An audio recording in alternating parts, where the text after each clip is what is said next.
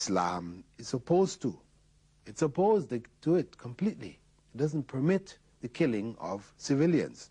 And if you look at the formation of the State of Israel, you find that it was Jewish terrorist groups like the famous Stern Gang, etc., which introduced this foundation for Israeli rule, Jewish rule of what they call Israel, which was originally Palestine.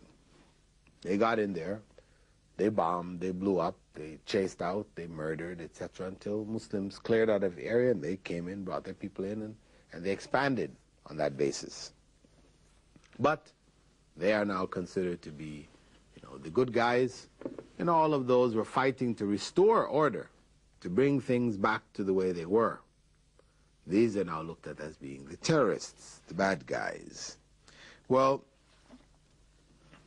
the so-called Muslim terrorist, which is a common phrase we said found in the media, is really, a deliberate attempt to distort the image of Islam. Because when you look at the IRA bombers, who used to put bombs in cafes and blow up places and people and all these kind of things, they were never referred to as Catholic terrorists, though it was a struggle of Catholics against the Protestants. They didn't call them Catholic terrorists. Similarly, when Timothy McVeigh, back in 1995, he blew up the CIA headquarters in Oklahoma City, they didn't call him a Christian terrorist. 168 people were killed. Though he was Christian and he was a terrorist, they didn't call him a Christian terrorist. Though he belonged to certain fundamentalist groups, etc., they didn't label him in that way. They just labeled him as a terrorist, right? But as soon as somebody with a Muslim name is involved in any of these kind of acts, then it is a Muslim terrorist. In fact, what may be in Arabic names, not necessarily Muslim names, may be used to refer to both Christians as well as atheists, as in the PLO, for example. You had a mixture of these, but everybody was now labeled as Muslim terrorists. Now,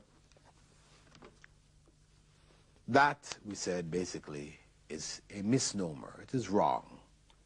There is a double standard here. We don't call people Christian terrorists, but we will call them Muslim terrorists. So there's a deliberate attempt to distort the image of Muslims on a world scale. We should also consider, at the same time, that to some degree, you do have some Muslim groups, like in Egypt, you had the Jama'ah al-Islamiyah and the Jama'at al-Jihad, etc., who were involved in some major terrorist acts. People, innocent civilians, people on buses like in Luxor, tourists, etc., were massacred by these groups, in their attempt to try to topple the government. This, in fact, much of the activities that they've been involved in, we could really say these are terroristic activities. They lend support to this misnomer placed on the Muslim world. Unfortunately, some of the blame, we have to say, falls on ourselves, because there are people involved in such acts, and they carry Muslim names. Some of them even espouse Islam and do it in the name of Islam. Similarly, you find in southern Philippines today, the so-called Abu Sayyaf group and their activities. They're very terroristic. Kidnapping, chopping off people's heads and things like this for ransom, just gathering money for themselves. The people involved in this are children. When you look at their names, their ages, you know that they're children. And in fact, they're misguided here. This is not, all the major groups, the MILF, etc., have all denounced them. They don't support their tactics at all. These are illegitimate tactics. This is not the Islamic way. So we have to admit that to some degree, Muslims have contributed to this false impression that is promoted worldwide with regards to Islam. Even places like Algeria, where there's some atrocities going on, this has been attributed to the Islamic movement. But actually, when you go and you research into this situation, you find that it's not really them. There are other elements there that are involved in it. Some people identify that these elements are linked back with the government. and their activities are used to discredit the Islamic movement, which they have succeeded to a large degree. However, in general, the Islamic movement is still supported by the masses of the people. And as we said, in the end, the indiscriminate use of violence to promote any kind of political ends, Islam does not support at all. We find in the 32nd chapter, verse 5, Allah saying, anyone who has killed another except in retaliation, it is as if he has killed the whole of humankind. So this Islam is a huge rebuke of this kind of violence there. We can also say that there are strict rules with regards to conflicts. Islam has strict rules. What can a Muslim soldier kill? He cannot just kill any kind of living being that he finds in an area. He's only allowed to direct his harm to the people who are involved in fighting. People have taken up arms. They're wearing military equipment. They're involved in killing Muslims. To fight against them, to protect the lives of Muslims, perfectly legitimate. Now, there's a question which arises along with this, that of suicide bombers. People who strap huge amounts of TNT or whatever, explosives around their bodies. They go amongst the midst of the enemy, and then they set these things off, killing huge numbers. Now, the Tamil Tigers in Sri Lanka, they have been using this method for a number of years. They've stricken grave fear in the minds and the hearts of the people. Is this method acceptable? Well, for the Tamil Tigers, you'll find that they will go and blow up the president. They'll blow up all kinds of people around them and everything like this. I mean, this is indiscriminate use of violence.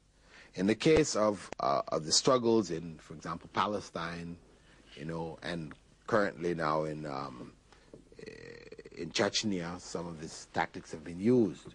The scholars have pointed out that though suicide in general in Islam is forbidden, to kill oneself, to take something knowing that you're going to die, from this thing, this is in fact forbidden in Islam. This is one of the bases of forbidding smoking of cigarettes, because it can cause cancer, causing death.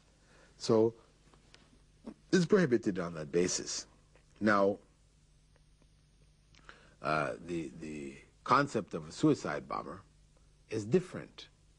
A person who kills himself in normal life, he's killing himself because he can't stand to live anymore. He feels God is unfair to him or whatever.